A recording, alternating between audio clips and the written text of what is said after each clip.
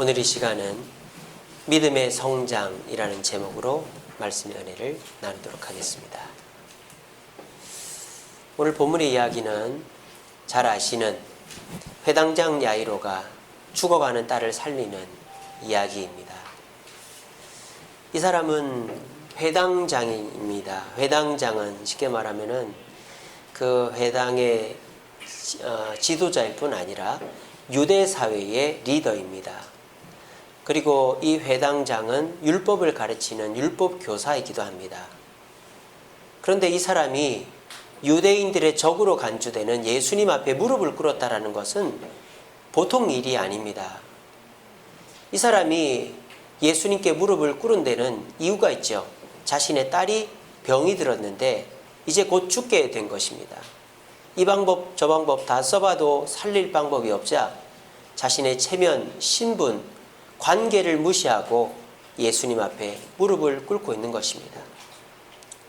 그래서 예수님은 이 사람의 이 안타까움을 직감하시고 곧바로 길을 떠나서 회당장의 집으로 향하십니다. 근데 집에 다다랐을 때쯤에 사람들이 나오죠. 뭐라고 그럽니까? 당신 딸이 어떻게 됐다? 죽었다. 당신 딸이 죽었어. 왜 선생을 괴롭게 합니까? 라고 얘기를 하는 거예요. 그러니까 회당장도 얼마나 놀랬겠습니까? 모든 것이 무너졌겠죠. 그런데 예수님은 이 얘기를 듣고는 뭐라고 말씀하시느냐? 이렇게 말씀하시는 거예요. 두려워하지 말고 믿기만 해라. 아니 이미 끝났는데, 죽어버렸는데 무슨 믿음이 필요합니까? 그렇지 않습니까? 여러분들도 사업이 힘들어지다가 그냥 끝나버렸고, 내가 시험 공부 열심히 했는데 시험 봤는데 떨어졌고, 내가 어디가 아팠는데 거기 치료받으면 될 것 같은데 안 낫고, 이러면 끝난 거 아니에요? 근데 예수님은 이미 죽어버린 이 여자아이의 부모에게 두려워 말고 믿기만 하라 그래요. 그랬더니 결과가 어떻게 됐어요? 아무 일도 없었습니까? 네, 살아났어요. 예수님이 손을 잡고 달리다굼, 일어나라 아람어로 달리다굼 하니까 애가 벌떡 일어난 거예요.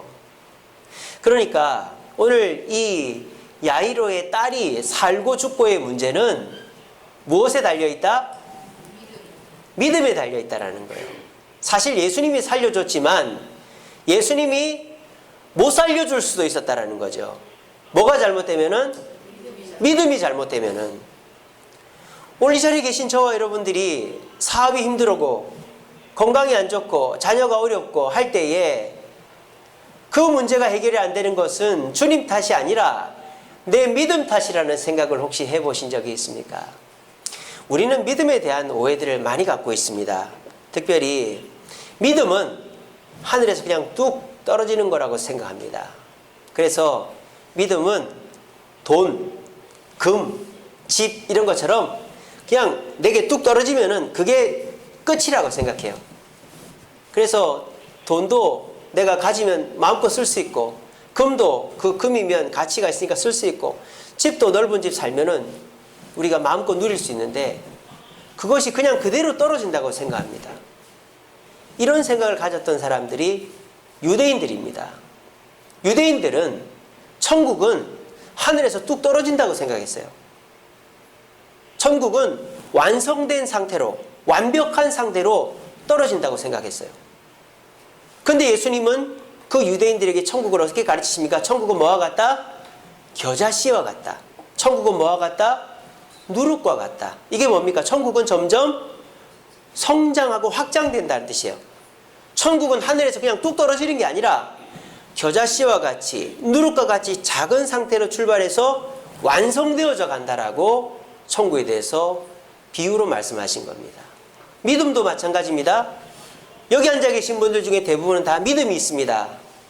하나님께서 성령을 통하여 우리의 마음에 믿음을 심어주셨습니다. 그래서 예수님이 계심을 믿고, 성경을 믿고, 천국과 지옥이 있음을 믿고, 내가 죽으면 천국 갈 수 있다는 것을 믿습니다. 근데 그 믿음은 완성된 믿음이 아닙니다. 그 믿음은 완벽한 믿음이 아닙니다. 그 믿음은 우리가 신앙생활을 하면 할수록 성장해 가야만 하는 믿음인 것입니다. 오늘 우리 예수님은 이 야이로의 믿음이 문제가 있다고 말씀하셨습니다. 두 가지 문제가 있죠. 첫째는 어떤 문제입니까?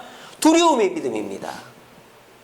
두 번째는 어떤 믿음입니까? 믿음 말고 다른 것이 있는 믿음입니다. 믿기만 하라고 그랬으니까. 저와 여러분들의 믿음은 어떻습니까? 믿으면서도 두려워하십니까? 그러면 아직 한참 먼 믿음입니다. 믿음을 갖고 있으면서도 다른 걸 의지하고 다른 것 때문에 불안하십니까? 한참 먼 믿음입니다.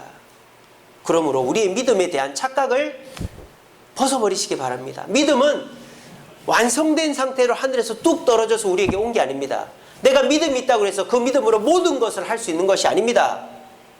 겨자씨 하늘 만한 믿음이 진짜 믿음이어야 산을 바다로 던지지, 산 같은 믿음이 있어도 진짜 믿음이 아니면 그 믿음은 아무 역사가 일어나지 않는 것입니다. 아무리 예수님께서 이 야이로의 딸을 살려주고 싶어도 이 야이로가 두려운 믿음, 다른 불순물이 들어가 있는 믿음을 갖고 있었다면 이 딸은 살아나지 못했을 것입니다. 오늘날 이 자리에 앉아 계신 저와 여러분들이 믿음을 갖고 있으면서도 그 믿음이 역사로 현실화되지 않는 이유가 뭘까요? 그 믿음에 두려움이 끼어있고 그 믿음에 불순물이 끼어있기 때문입니다. 그래서 오늘 이 시간은 우리의 믿음이 어떻게 하면 성장할 것인가에 대해서 제가 묵상한 말씀을 나누기를 원하는 것입니다. 오늘날은 과학이 지배하는 세상입니다. 모든 것, 과학적이라는 말만 붙으면 사람들이 믿습니다. 과학적인 통계, 과학적인 결과, 과학적인 말, 과학적인 행동, 과학적인 물건, 과학적인 예측, 이러면 다 믿어버려요, 사람들이. 요즘요, 과학적으로 수치를 냅니다. 막 통계를 내죠.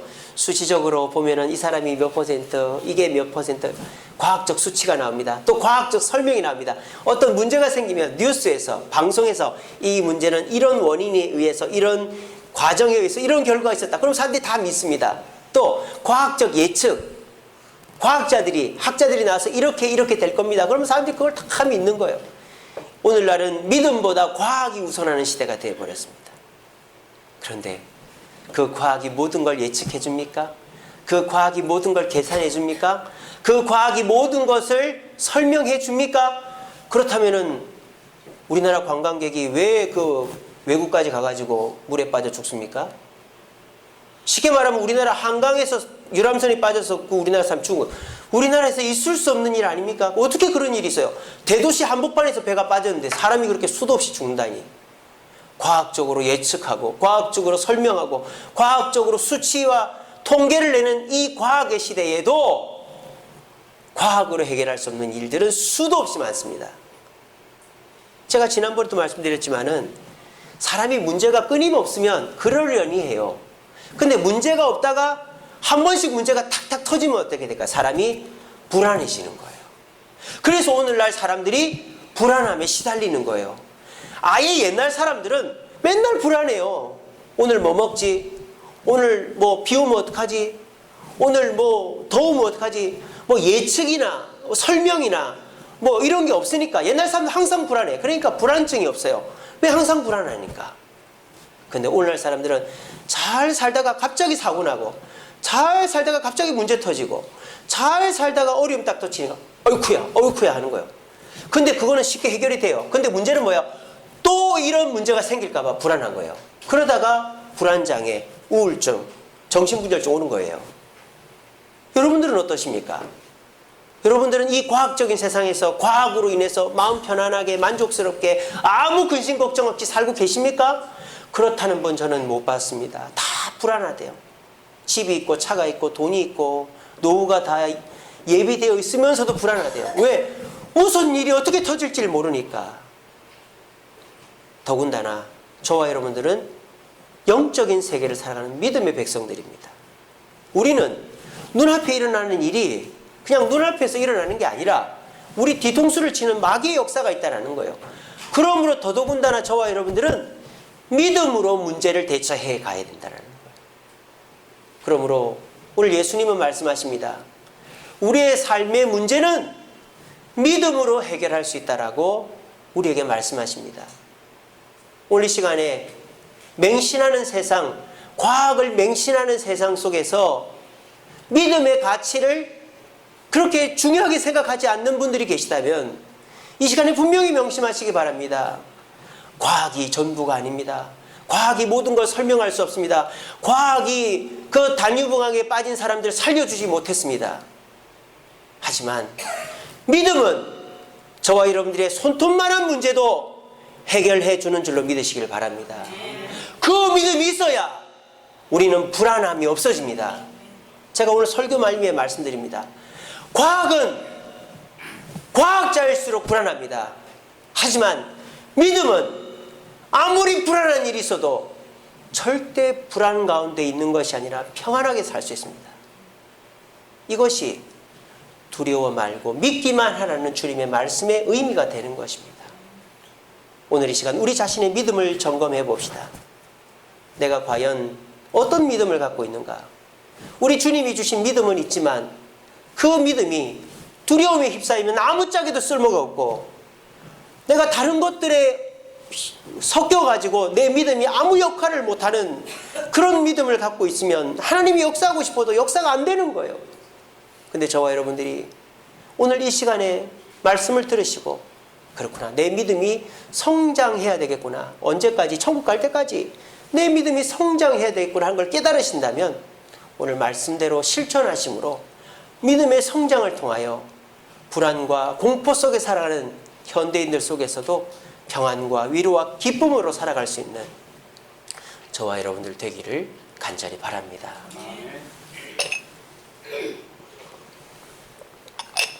한시가 급한 이 야이로의 집에 가는 예수님은 너무 느긋하게 가십니다. 중간에 또 사건이 하나 있죠. 야이로의 집에 가기 전에 어떤 사건이 있습니까? 이런 사건이 있었어요. 어떤 여인이 살금살금 와가지고 예수님의 옷자락을 만진 거예요. 아니, 예수님의 몸을 이렇게 부딪히고 가는 사람이 한둘이었겠습니까? 많은 무리들이 있었는데. 근데 예수님이 이 여인이 옷자락을 살짝 맞췄다 놨을 뿐인데 자리에 딱 멈춰버리는 거예요. 예수님이 멈추니까 모든 군중이 멈춥니다. 야이로는 막 가슴이 타는 거예요. 빨리 가야 되는데, 지금 시간이 급한데, 내 딸이 조금만 늦으면 죽는데 우리 예수님 또 왜 여기서 멈추시나? 근데 예수님은 그걸 모르겠습니까? 알고 계십니다. 근데 딱 멈춰선 거예요. 그리고 뭐라 합니까? 누가 내 옷자락을 만졌느냐? 그러니까 제자들이 뭐랍니까? 아이고 예수님, 이 사람 사정이 급한데, 이 사람 회당장인데, 이 사람 딸 고쳐주면 유대인들 많은 사람이 예수님 믿을 텐데 빨리 가시지요. 누가 만졌는지 우리가 어찌합니까? 많은 사람이 건드리는데 빨리 가시죠. 그랬더니 누가 날 만졌냐, 나와라. 그랬더니 이 여자가 슬그머니 나와가지고 제가 만졌습니다. 저는 사실 12년 동안 하혈을 하는 혈류병이라는 병을 가져서 몸에서 냄새가 나고, 그래서 가족에게도 쫓겨나고 직장에 쫓겨나고 사회에서도 쫓겨나고 이 병을 고치려고 이렇게 저렇게 해도 12년 동안 이 고생을 하다가 예수님 한 분만 믿고 왔다가 예수님 옷자락을 만졌더니 제 몸이 나았습니다. 그랬단 말이에요.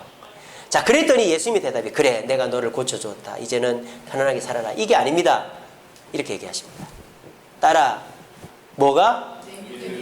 믿음이 너를 낫게 했다라는 거예요. 내가 너를 낫게 해준 게 아니라, 나는 너를 고쳐준 게 아니라 너의 믿음이 너를 구원했다라는 거예요. 내가 너를 고쳐준 게 아니라는 거예요. 그리고 예수님이 주는 건 뭡니까? 물론 예수님이 치료를 해줬죠. 근데 예수님은 치료를 해줬다고 말하지 않아요. 예수님 뭘 주고 있습니까 지금? 뭐를 주고 있습니까? 평안을 주고 있어요. 평안을 주고 있어요. 지금 이 여인이 나온 것도 예수님의 능력이나 어떤 기적의 차원이 아니라 어떤 차원이다? 믿음의 차원이라는 거예요. 회당장의 딸이 낫는 거나 이 혈루병 걸린 여인이 낫는 거나 믿음의 차원이라는 거예요. 근데 한 가지 다른 점 뭡니까? 이 여인은 낫고 난 다음에 평안을 선물 받아 갔다라는 거예요. 자, 이 여인과 회당장의 공통점이 있어요. 그 공통점은 바로 절박함입니다. 절박함. 회당장도 딸을 살리기 위해서 뭐 돈이란 돈, 사람이란 사람 다 돌아다니지 않았겠습니까? 방법이 없으니까 자기 신분, 자존심 내려놓고 예수님께 무릎을 꿇은 거죠. 이 혈루병 걸린 여인도 마찬가지예요. 12년 동안 온갖 방법을 써도 안 나으니까 예수님께 찾아온 거 아닙니까? 이 두 사람은 다 절박함이 있어요. 믿음은 절박한 자에게 주어집니다. 우리 자리에 계신 분들 중에 내가 잘 먹고 잘 살고 멀쩡한데 믿음 갖는 사람은 진짜 하나님의 은혜가 있는 사람이에요. 낙타가 바늘구멍에 들어간 것 같은 은혜를 받은 사람이에요. 내가 돈이 좀 있고 내가 여유가 있고 삶에 어려움이 없는데도 예수를 믿는다. 그분은 주님이 진짜 사랑하는 사람입니다. 근데 대부분 보면은 어려움이 있고 문제가 있어서 이 문제를 좀 해결하고 싶어서 주님께 나오는 분들이 많죠. 특별히 절박한 사람, 이것저것 해봐도 안 되는 사람은 더더군다나 주님께 나오죠. 이것이 믿음의 시작입니다. 출발입니다. 근데 이 믿음만 갖고 있으면 기적을 경험하기가 쉽지가 않은 거예요. 자, 그런데 이 야이로는 주님께 책망을 들었죠. 두려워 말고 믿기만 하라. 근데 이 여인은 책망을 듣지 않았어요. 자, 그러면 이 야이로의 믿음이 좋단 말입니까? 여인의 믿음이 좋단 말입니까? 여인의 믿음이 훨 좋단 말이죠. 예수님이 왜 야이로의 집에 가면서 이 여인과 대화를 하고 여인을 만져주셨을까? 그것은 이 여인의 믿음을 누구에게? 야이로에게 가르쳐 주려고 그러는 거예요. 왜? 그래야 딸이 사니까. 지금 야이로가 두려워하고 믿음이 흔들리는 믿음으로 딸이 못 사니까. 예수님이 급하게 가면서 멈춘 이유가 야이로의 믿음이 속성으로라도 성장해야만 딸이 사니까 이 여인을 고쳐주시는 사건을 중간에 집어넣은 거예요. 오늘 우리 주님께서 여러분들 왜 여기 앉혀놨을까요? 여러분들 오늘 말씀을 들어야 사니까. 여러분들이 지금 믿음 갖고는 여러분의 가정의 문제, 직장의 문제, 개인의 문제를 해결할 수 없으니까. 그렇게 신앙생활을 하는 아무 재미가 없고 만족이 없으니까 우리 예수님이 오늘 이 자리에서 이 말씀을 듣게 하시는 것입니다. 이 여인은 야이로의 믿음을 성장시키는 하나의 도구로 사용되고 있는 것입니다. 오늘 저는 믿음은 있지만 믿음이 성장하지 않아 두려워하고 다른 것들 때문에 걱정, 근심하는 저와 여러분들을 내 믿음을 성장시키려고 하는 도구가 되는 것입니다. 오늘 이 시간 다시 한번 강조합니다. 여러분들이 겪고 있는 그 모든 문제들의 근원은 하나님에게 있지 않아요. 하나님의 능력이 부족해서, 관심이 부족해서가 아니에요. 오늘 오후 예배 때 제가 설교합니다. 하나님은 항상 우리 곁에 와 계십니다. 문제는 뭡니까? 나입니다. 나. 내 믿음이 성장하지 못하기 때문이에요. 오늘 예수님은 이 야이로에게, 이 여인을 통해서 믿음의 세 가지 성장의 모습을 보여주십니다. 첫 번째는 뭐냐? 야이로와 이 여인의 공통점은 절박함입니다만 차이점은 바로 유일함입니다. 유일함.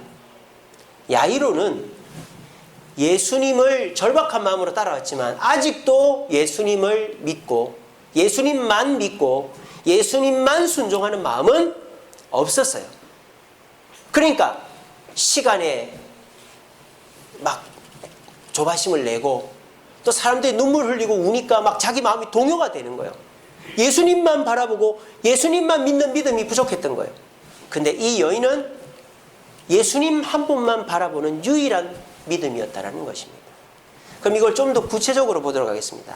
이 여인의 믿음은 이 회당장과 어떤 차이가 있느냐? 첫째로는 이 여인의 관심은 오직 예수님에게만 있었습니다. 아까 말씀드렸죠? 혈류병 걸린 여인은 몸에서 냄새가 나요. 피가 나니까. 그리고 이 여인은 이미 세상으로부터 격리되어 있기 때문에 이렇게 사람이 많은 곳에 나타나면 안 됩니다. 그러면 돌에 맞아요. 그런데 이 여인은 돌에 맞든 욕을 하든 쫓겨남을 당하든 그런 거 관심 없어요. 오직 누구만 보고 오는 거예요? 예수님만 보고 오는 거예요. 그랬더니 이 여인이 예수님의 옷자락을 만져서 나았다는 것입니다. 이거를 야이로는 봤습니까? 못 봤습니까? 봤습니다. 그리고 야이로가 어떻게 합니까? 그대로 합니다. 자, 야이로가 집에 갔더니 어떻게 돼 있습니까?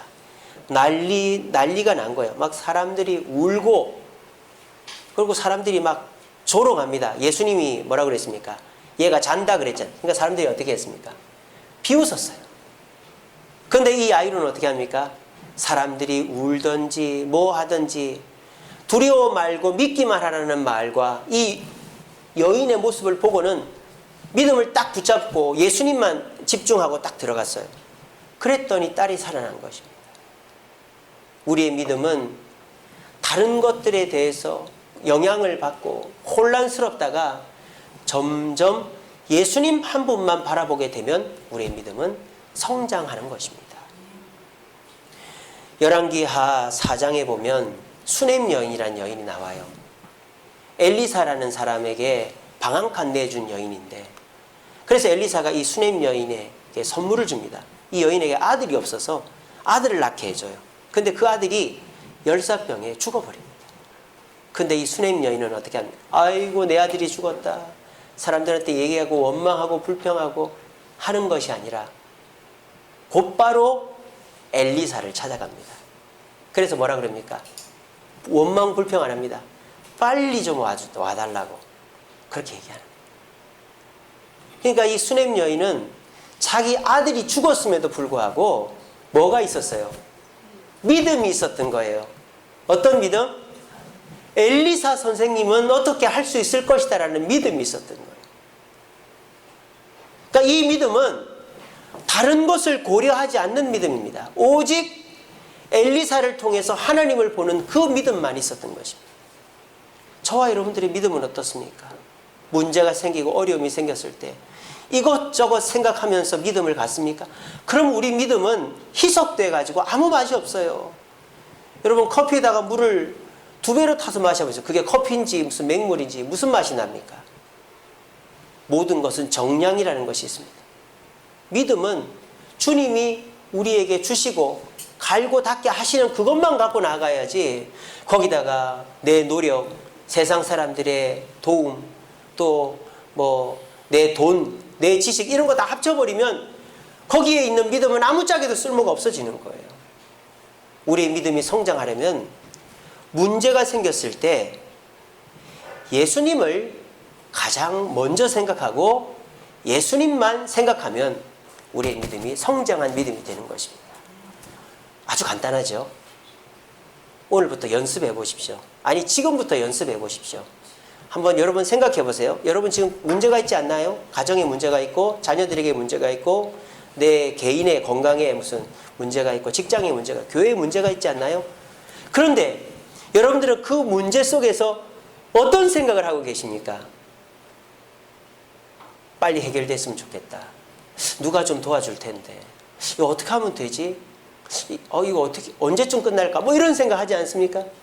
근데 그 생각 속에 예수님은 몇 번이나 생각하십니까? 이 문제에 대해서 기도해야 되겠다. 예수님께 물어봐야 되겠다. 예수님은 도와주실 거야. 예수님은 해결해 주실 거야. 예수님을 바라보고 예수님을 먼저 생각하고 예수님만 생각하는 사람은 믿음이 성장한 것입니다. 그러면 어떻게 될까요? 그 문제는 해결되는 것입니다. 오늘 이 시간부터 연습해 보십시오. 내게 있는 문제에 대해서 예수님을 제일 먼저 생각하고 그 예수님만 묵상하는 마음을 가져보십시오. 혹시 여러분들 남편이 해외 출장을 가거나 멀리 갔을 때 아내들이 어떻게 합니까? 문만 딸그락해도 여보 그러잖아요. 왔는 줄 알고. 또 애가 군대를 갔어요. 휴가를 나온다 그랬어요. 띵동 소리만 나도 너 왔니? 하고 뛰어나가지 않습니까? 온 정신이 남편에게, 아이에게 쏠려 있으니까 딸그락 소리만 나도, 띵동 소리만 나도 그런 반응이 일어나는 거예요. 우리 믿음도 마찬가지입니다. 문제가 생길 때마다 조건반사적으로 주여, 주님, 외치는 자는 최고의 믿음을 가진 자예요. 그리고 문제에 대해서 고민하고 그 문제에 빠지지 말고 주님이 함께 하셔. 주님이 해결해 주실 거야. 나는 주님 곁에 있어야 돼. 라는 마음을 가지시면 여러분들의 그 문제는 오히려 믿음의 성장의 계기가 될 줄로 믿으시기를 바랍니다. 두 번째로 이 여인의 믿음이 야이로보다 나은 것은 한계가 없는 유일함을 예수님에게서 발견했기 때문입니다. 야이로는요, 지금 시간이 급해요. 왜? 빨리 가야 딸이 나으니까. 또 야이로는 예수님이 꼭 집에 가야 딸이 낫는다고 생각해요. 여러분, 이 비슷한 상황이 있었죠. 누굽니까? 백부장. 백부장이 예수님 찾아서 뭐라 그러죠? 예수님 뭐라 했습니까? 아, 내 너희 집에 갈게 그랬잖아요. 백부장 뭐라 했습니까? 말씀만 하시면 된다 그랬잖아요. 야이로보다 백부장의 믿음이 더 좋은 거예요, 사실은. 왜 그런 생각을 못했을까? 그렇지 않아요? 아, 예수님이 뭐 꼭 머리에 손을 얹어 놨습니까? 근데 이 백부장은 지금 예수님이 꼭 굳이 집에 가야 내 딸이 난다 생각하는 거예요. 또 이 야이로가 빠져있는 문제가 환경이 흔들리는 거예요. 막 사람들이 울고 막 사람들이 막 소리 지르고 거기에 막 흔들리는 믿음을 갖고 있는 거예요. 그러니까 이 야이로는 시간과 공간과 환경이 예수님의 능력을 묶어버린다고 생각하고 있었던 것입니다. 그래서 예수님께 빨리 가자고 했고 집에 가자고 했고 사람들이 울었을 때 불안했던 것입니다. 그런데 이 여인은 어떻죠? 시간과 공간과 환경의 제약을 뛰어넘은 여인이었습니다. 이 여인은 예수님의 옷자락만 만지면 된다고 생각했어요. 시간이 중요하지 않았어요. 언제든지 뭐 그거 중요하지 않아요. 그리고 공간이 중요하지 않았어요. 예수님 혼자 계실 때, 사람 없을 때 그거 중요하지 않아요. 예수님 옷자락만 만지면 된다는 생각하는 거예요. 이 여인에게 환경은 중요하지 않아요. 사람 없을 때 중요하지 않아요. 예수님 옷자락만. 이 여인에게는 오직 예수님 옷자락밖에 없어요. 시간, 공간, 환경의 제약은 없어요. 그러니까 이 여인에게 있는 제약은 단 하나, 예수님을 만나야 된다라는 그 조건 외에는 아무런 조건이 자기에게 방해가 되는 것이 아니었던 것입니다. 이거를 이 야이로가 봤어요, 못 봤어요? 봤어요. 냄새나는 여자가 막 와가지고 예수님 발을 옷자락을 만지고 낫고 가는 걸 봤단 말이에요. 그리고 이 야이로가 나중에 집에 가서 어떻게 되는지 아십니까? 모든 한계를 극복합니다. 뭐까지? 죽음까지. 딸애가 죽었단 말이에요. 사람들이 죽었다 그랬어요. 근데 야이로가 그때 주님 앞에 원망하거나 불평하거나 예수님을 돌려보낸 기록이 없습니다. 그건 뭡니까? 이 말씀대로 지금 믿음으로 붙잡고 있는 거예요. 옛날 야이로 같으면 어떻습니까? 시간에 매이고 공간에 매이고 환경에 매였으니 예수님 제 딸이 죽어버렸네요. 죽어버린 걸 어떻게 합니까? 어쩔 수 없잖아요. 이제 돌아가세요. 이렇게 할 법도 안 돼. 죽음까지도 예수님께서 어찌 할 수 있다라는 그런 믿음이 있어서 이 야이로는 예수님을 돌려보내지 않았고 그 결과 이 딸은 살아나게 된 것입니다.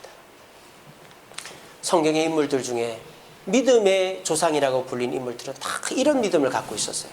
특별히 아브라함을 보십시오. 하나님이 아브라함에게 믿을 수 없는 명령을 하십니다. 네 아들을 내게 바치라. 하나님이 줘놓고 100살 때 그것도 줘놓고 바치랍니다. 아브라함은 어떻게 합니까? 순종합니다. 산으로 데려가서 죽입니다. 그런데 하나님께서 다급하게 아브라함을 말립니다. 아브라함은 진짜 이삭을 죽이려고 했습니다. 나중에 성경에 보니까 뭐라고 되어 있습니까? 하나님이 다시 살려줄 줄 믿고 죽이려고 했다. 이게 뭡니까? 죽음까지도 극복하는 믿음이 아브라함에게 있었으니 하나님이 아브라함 뭐라 했다? 믿음의 조상이라고 한 것입니다. 오늘 이 자리에 계신 저와 여러분들은 시간의 한계를 뛰어넘을 수 있습니까?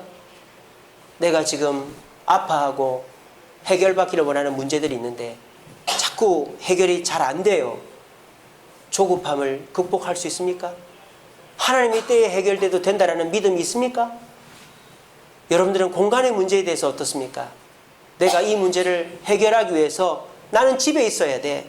나는 이 문제를 해결하기 위해서 직장에 나가 돈을 벌어야 돼. 나는 이 문제를 해결하기 위해 병원에 누워 있어야 돼. 공간에 매여 있지 않습니까? 그러면 그 문제는 해결되지 않습니다. 여러분 환경에 매여 있지 않습니까? 남들 눈치 보지 않습니까? 너무 맹신자라고 할까봐, 또 사람들이 하자는 대로 좀 해줘야 사람들 잃어버리지 않을까봐 남들 눈치 보고 있지 않습니까? 계절 탓하고 환경 탓하고 그러고 있지 않습니까? 그 믿음은 한계에 매여 있는 믿음이 되는 것입니다. 그 믿음을 뛰어넘어야 우리는 기적을 경험할 수 있는 것입니다. 오늘 문제 가운데서 아파하고 계신 저와 여러분들에게 우리 주님은 믿음의 성장의 비결을 가르쳐 주십니다. 문제가 있을 때 예수님을 더 크게 보시기 바랍니다. 다시 한번 문제를 크게 보지 말고 예수님을 더 크게 보시기 바랍니다. 시간적인 한계, 공간적인 한계, 환경적인 한계, 어떻게 무시할 수 있겠습니까? 무시할 수 없죠. 하지만 더 큰 것이 있으면 무시할 수 있습니다. 내가 기분이 너무 안 좋아요. 내가 사업이 안 되고 몸이 아프고 그래요. 근데 월급날입니다. 그러면 내 기분이 안 좋고 몸이 안 좋은 거는 무시할 수 있습니까? 없습니까? 있습니다. 아내하고 사이가 안 좋아요. 맨날 찌지고 볶고 싸우고 돈 못 벌어온다고 야단칩니다. 그래서 오늘 집에 가서 한바탕 해야 되겠다. 근데 집에 딱 들어왔는데 마누라가 여보 하면서 맛있는 음식을 쫙 차려놓고, 그러면 그거 무시할 수 있습니까? 없습니까? 그날은 무시해 주는 것입니다. 그날 정도는. 여러분, 우리 삶에 문제가 없을 수 없어요. 하지만 그 문제보다 우리 예수님을 더 크게만 볼 수 있다면 우리의 그 문제는 아무것도 아닌 일이 될 줄로 믿으시기를 바랍니다. 그렇게 하면, 그 마음 가지면 그 문제 또한 주님이 해결해 주시는 거예요. 오늘부터 연습해 보십시오. 저는 여러분들의 삶에 문제가 없을 거라고 얘기하는 거 아닙니다. 문제는 상존합니다. 하지만 그 문제보다 예수님을 더 크게 보는 연습. 예수님은 나를 사랑하신다. 예수님은 나를 위해 십자가 지셨으니 모든 것 주신다. 예수님은 나를 위해 기도하고 계신다. 예수님은 모든 것이 합력하여 나에게 선을 이루게 하시는 분이다. 그것을 더 크게 보면 여러분들에게 한계로 다가오는 그 문제들은 다 없어지고 여러분들의 그 믿음으로 문제가 해결되어지는 줄로 믿으시는 저와 여러분 되기를 간절히 바랍니다.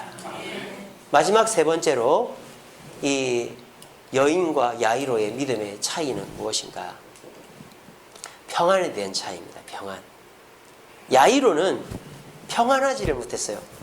예수님을 만났습니다. 또 그 예수님이 자신을 따라서 집에까지 와 주었습니다. 그런데 집에서 딸이 죽었다는 소식을 듣고 사람들이 난리법석이 나자 뭐 했습니까? 두려워했습니다. 예수님을 만나도, 예수님과 함께해도 두려움이 떠나지를 않았습니다. 그런데 이 여인은 어떻습니까? 예수님의 발치를 만지는 그 순간 몸도 나았지만 예수님의 평안이 임했다라는 것입니다.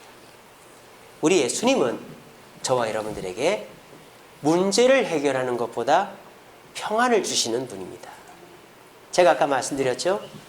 오늘날 사람들이 과학을 통하여 많은 문제들을 극복했습니다만 오늘날에 더 많은 정신질환이 있는 이유가 뭡니까? 우리에게 있어서 문제가 가끔 한 번씩 일어나지만 그 가끔 한 번씩 일어나는 문제 때문에 사람이 불안정하게 살아간다 그랬잖아요. 그런데요, 이것으로 보았을 때 우리의 삶에 진짜 중요한 것은, 잘 들으세요, 문제가 해결되는 것이 진짜 중요한 것이 아니고 평안한 것이 진짜 중요한 것입니다. 만약 저와 여러분들의 삶 속에 문제가 있지만 평안할 수 있다면 그게 진짜 축복 아닐까요? 그런데 저와 여러분들이 울고불고 어거지로 기도원 가고 금식하고 막 그렇게 해서 하나의 문제가 해결됐다 손 칩시다. 근데 또 다른 문제가 생겼어요. 그러면 그 문제가 해결된 게 무슨 의미가 있죠? 무슨 도움이 되죠? 한번 이 시간에 곰곰이 생각을 해보세요. 곰곰이 생각을 해보세요. 나에게 문제 한두 가지 해결되는 게 진짜 중요한 것인가? 아니면 문제가 여전히 있어도 내 마음이 평안할 수만 있다면 그게 더 좋은 것인가? 저는 평안을 선택하겠습니다. 왜? 이 세상의 문제는 끊이지 않을 테니까. 이 사람이 나하고 좋아져도 이 사람하고 또 문제가 있을 수 있으니까. 이 문제가 해결돼도 여기서 문제가 터지니까. 저라면 평안을 선택하겠습니다. 근데 오늘날 사람들은 너무 다급한 나머지 눈앞에 있는 문제만 해결되길 바라는 거예요. 그럼 그거 해결이 돼요. 하지만 그게 해결이 되면 또 다른 문제가 생겼을 때는 어떻게 하시겠습니까? 우리 주님은 그런 분이 아닙니다. 제가 옛날에 봤던 영화 중에 이런 영화가 있어요. 어떤 사람이 아버지가 암에 걸린 거예요. 그래서 막 하나님께 기도했어요. 하나님, 우리 아버지 암 좀 낫게 해달라고. 아버지가 안 낫는 거예요. 그러니까 이 사람이 홧김에 마귀한테 기도를 합니다. 사탄이시여, 우리 아버지를 고쳐주세요. 고쳐주시면 제가 뭐라도 하겠습니다. 그러니까 마귀가 쓱 나타나가지고 내가 고쳐줄 테니까 뭐라도 할래? 그런 거예요. 예, 뭐든지 내 영혼이라도 바치겠습니다. 그러는 거예요. 그랬더니 그 다음날 병원에 가보니까 그 아버지 암이 나은 거예요. 문제가 해결됐어요? 안 됐어요? 됐죠. 그 다음에 어떻게 됐을까요? 그 아버지가 교통사고로 죽어버렸어요. 그게 마귀의 역사입니다. 속지 마세요. 그게 마귀의 역사입니다. 문제가 해결되는데 집중하지 마세요. 그 사람이 그래놓고 마귀한테 영혼을 팔고 온갖 나쁜 짓을 한다. 그게 그 영화의 내용입니다. 오늘날 그런 사람들이 얼마나 많은지 몰라요. 문제에 집중하면 그 문제가 해결되고 난 다음 뒷감당을 못하는 거예요. 하지만 우리 주님은 우리 주님을 의지하는 자에게 제일 먼저 평안을 주십니다. 그리고 그 평안을 받은 자는 평안 속에서 살아가면 문제가 해결되고 안 되고는 중요하지 않게 돼요. 그러면 그때에 우리 주님이 그 문제를 해결해 주시는 거예요. 저는 그런 경험을 했어요. 제가 한 건 아니고 저희 어머니가 루푸스라는 병에 걸렸습니다. 갑자기 숨을 헐떡헐떡 쉬고 막 눈이 벌겋고 막 얼굴이 노랗고 그 루푸스가 와가지고 당뇨가 오고 고혈압이 오고 한쪽 시력이 멀고 막 손발이 썩어 들어가고 막 그러는 거예요. 그런데 그때서야 저희 어머니가 그 교회를 나간 거죠. 근데 교회를 이제 어머니가 걸을 힘이 없으니까 제가 항상 자전거 뒤에 앉혀놓고 교회를 모시고 갔다 모시고 옵니다. 근데 항상 저희 어머니가 저희 자전거 뒤에서 뭐라냐면 희재야 왜 내가 안 낫냐 내가 안 낫냐 내가 교회도 가고 세례도 받고 이렇게 하는데 왜 내가 안 낫냐 내가 할 말이 없더라고요. 할 말이 없어요. 원망이 되더라고요. 하느님 왜 우리 어머니 안 낫게 해줍니까? 우리 어머니 예수 믿는데 교회 다니는데 할 말이 없더라고요. 그렇게 3년을 보냈어요. 3년을. 우리 어머니가 계속 울면서 나 왜 안 낫냐 안 낫냐. 병원에 3개월 6개월씩 입원했다가 집에 오고 그걸 반복을 하는 거예요. 집안 식구들 모두가 피곤하고 지치는 거죠. 근데 돌아가시기 전에 12월 달이었어요. 또 자전거 모시고 가는데 교회에서 집으로 오는데 그날 말씀이 제가 뭐였는지 기억은 안 납니다만 저 어머니가 말씀 듣고 은혜를 받았나 봐요. 그래서 하는 말이 희재야 내가 이제 죽어도 된다 그러는 거예요. 아유 엄마 왜 죽어 더 살아야지 내 결혼도 하고 하는 거 봐야지. 아니 내가 이제 죽어도 된다 그러고 한 달 만에 돌아가셨어요. 전 저희 어머니가 복 받았다고 생각합니다. 저희 어머니는 끊임없이 문제에 집중했어요. 빨리 이 문제가 해결돼야만 내가 행복해지겠다 생각했어요. 근데 그런 기도에 우리 주님은 꼼짝은 안 하신 거예요. 근데 저희 어머니가 그래 내 병 안 나아도 된다 이 마음 가지니까 우리 주님 우리 어머니 마음속에 평안을 주신 거예요. 그리고 우리 어머니는 몸 낫는 것보다 더 좋은 천국 가신 거예요. 우리 자리에 계신 여러분 저도 여러분들의 문제가 빨리 해결되길 바랍니다. 그런데 우리 주님은 문제 해결보다 앞서서 평안을 주시기를 원하십니다. 그 평안을 받지 않고 문제를 해결하려고 하면 해결돼도 또 다른 문제가 생기게 돼 있는 거예요. 내 마음속에 있는 참된 이 평안은 누구도 빼앗을 수 없네. 주님은 내 마음에 구주 되시었네. 오죽 없이 살 수 없네. 오죽 없이 살 수 없네. 오직 주께만 구원이 있네. 주님 없는 세상 평화 없네. 오죽 없이 살 수 없네. 여러분들은 주 없이 살 수 있습니까? 문제만 해결되면 영혼이라도 마귀한테 팔아버릴 수 있으실 것 같습니까? 그러면 또 다른 문제가 생기는 거예요. 우리 주님이 주시는 참된 평안은 무엇과도 바꿀 수 없는 거예요. 이 시간에 분명히 기억하십시오.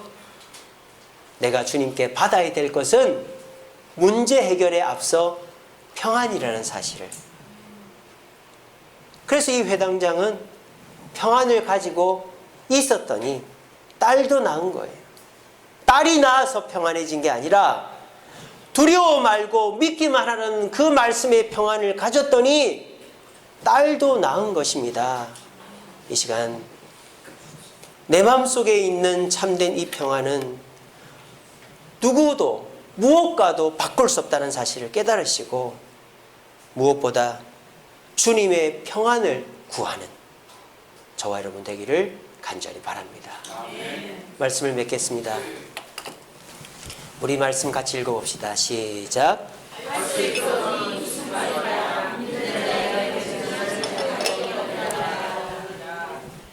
이 말씀 예수님이 하신 말씀이죠. 누구한테 한 말씀인지 아세요? 아니죠. 변화산 밑에서 귀신 들린 아이를 살리러 온 아버지한테 한 말입니다. 아들이 귀신이 들렸어요. 지금 똑같은 상황이죠. 이 여인도 이 야이로도 똑같은 상황이잖아요. 내가 해결할 수 없는 상황이에요. 지금 여러분들도 내가 아무리 해봐도 해결 안 되는 절박함이 있는 분들 계시잖아요. 이 귀신 들린 아버지도 내가 해결할 수 없는 문제가 있어서 절박한 거예요 지금. 그래서 왔는데 제자들이 못 고치는 거예요. 여러분 기억하십시오. 제자들이 못 고친 게 아닙니다. 뭐가 문제가 있다고요? 네, 그 아버지의 믿음에 문제가 있는 거예요. 그러니까 예수님이 이 말씀하신 거예요. 예수님이 이 말씀 베드로한테 한 게 아닙니다. 제자들한테 한 말이 아닙니다. 그 아버지한테 한 말. 아버지가 뭐랍니까? 어떻게라도 좀 해주세요라고 말한 거예요. 그랬더니 예수님이 그 아버지한테 할 수 있거든요. 어떻게라더니 무슨 말이냐? 네 믿음이 잘못됐다. 네 믿음이 부족하다. 두려워하고 다른 것에 쌓여있는 믿음이다. 믿는 자에게는 못할 일이 없다라고 말하니까 이 아버지가 뭐라 그래요? 그래 해주세요라고 말하지 않아요. 나의 믿음 없음을 도와달라고 그래요. 그러니까 내 믿음을 고쳐달라고 그래요. 지금 똑같은 상황이죠. 야이로가 이 여인의 모습을 보고 믿음을 고쳤잖아요. 똑같은 상황이에요. 여러분들도 똑같은 상황입니다. 우리 말씀 듣고 하나님을 원망하지 마십시오. 이제는 내 믿음을 원망하십시오. 내 믿음이 부족한 것을 돌아보십시오. 그리고 이 귀신 들리는 아버지처럼이라도 해보세요. 내 믿음 없음을 도와달라고 하십시오. 내 사업이 잘 안 되고 내 건강이 안 좋고 내 가정이 어려운 것은 주님이 나를 외면한 것이 아니고 내 믿음이 흔들리고 제자리 걸음이기 때문입니다. 그럼 어떻게 기도해야 됩니까? 주님 원망스럽습니다. 주님 도대체 계신 겁니까? 나를 버린 거 아닙니까? 라고 하는 게 아니라 내 믿음 없음을 도와달라고 해야 될 거 아닙니까? 그러면 우리 주님은 여러분들을 돌아보시고 평안을 주시고 주여 내 문제가 해결 안 돼도 주님 한 분만으로 만족 주님 곁에 있겠습니다 라고 하면 주님이 평안도 주시고 문제도 해결해 주십니다. 그리고 또 다른 문제가 생겨도 우리는 그 문제 때문에 흔들리지 않고 불안해지지 않게 되는 것입니다. 오늘날 과학의 시대입니다. 하지만 그 과학은 우리를 불안감으로 빠뜨리고 있다는 사실을 기억하십시오. 이 시대에 우리에게 필요한 것은 과학이나 돈이나 환경이 아니라 믿음입니다. 믿음. 어떤 믿음? 성장하는 믿음입니다. 오늘 본문에요. 재밌는 구절이 있어요. 우리 예수님이요. 예수님한테 당신 필요 없어라고 말한 사람이 있어요. 35절에 보면 사람들이 와서 회당장에게 이르되 당신의 딸이 죽었습니다. 어찌하여 선생을 더 괴롭게 합니까? 이게 무슨 말입니까? 이 사람 필요 없단 말이에요. 보내란 말이에요. 예수님 필요 없단 말이에요. 그렇게 말한 사람이 있습니다. 또 어떤 사람이 있느냐? 예수님이 네 딸이 잔다 하니까는 40절에 그들이 비웃었다 그랬어요. 비웃은 사람들이 있었어요. 믿음이 전부다라고 말하는데 그거를 비웃은 사람들, 그것이 전부가 아니다라고 말한 사람들이 결과가 어떻게 된지 아세요? 다 내보냈습니다. 내보냈습니다. 지금 오늘 성경 보십시오. 다 내보내고 부모님하고 새 제자만 데리고 들어갔어요. 믿음 있는 자만 은혜의 자리에 있을 수 있는 것입니다. 오늘 이 자리는 믿음 있는 자만 은혜 받는 줄로 믿으시길 바랍니다. 비웃고 예수님을 무가치하게 생각하는 사람은 이 자리에서 절대 은혜 받지 못합니다.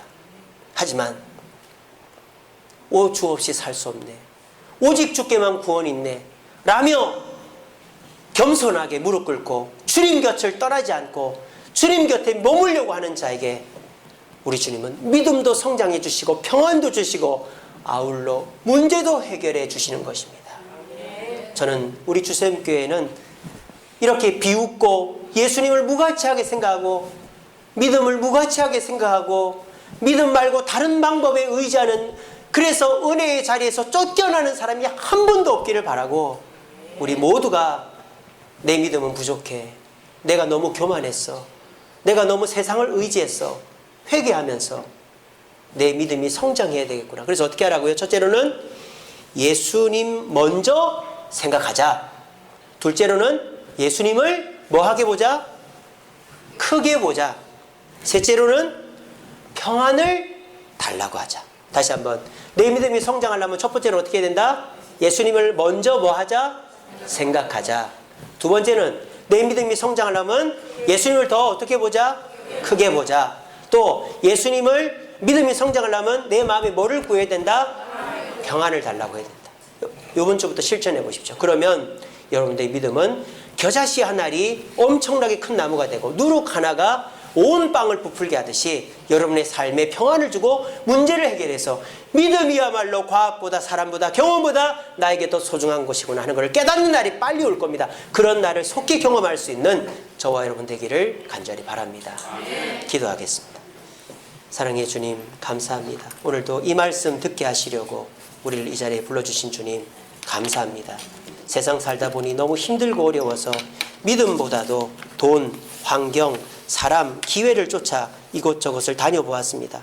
그래서 문제를 해결해 보기도 했지만 또 다른 문제가 생기고 또 다른 근심 걱정으로 불안만 늘어가는 우리의 삶이었음을 고백합니다. 주여, 우리의 믿음을 새롭게 하여 주시옵소서. 이 시간 주님께서 회당장 야이로가 여인을 통하여 믿음 성장함을 경험한 것을 가르쳐 주셨습니다. 저희들도 예수님을 먼저 생각하게 하시고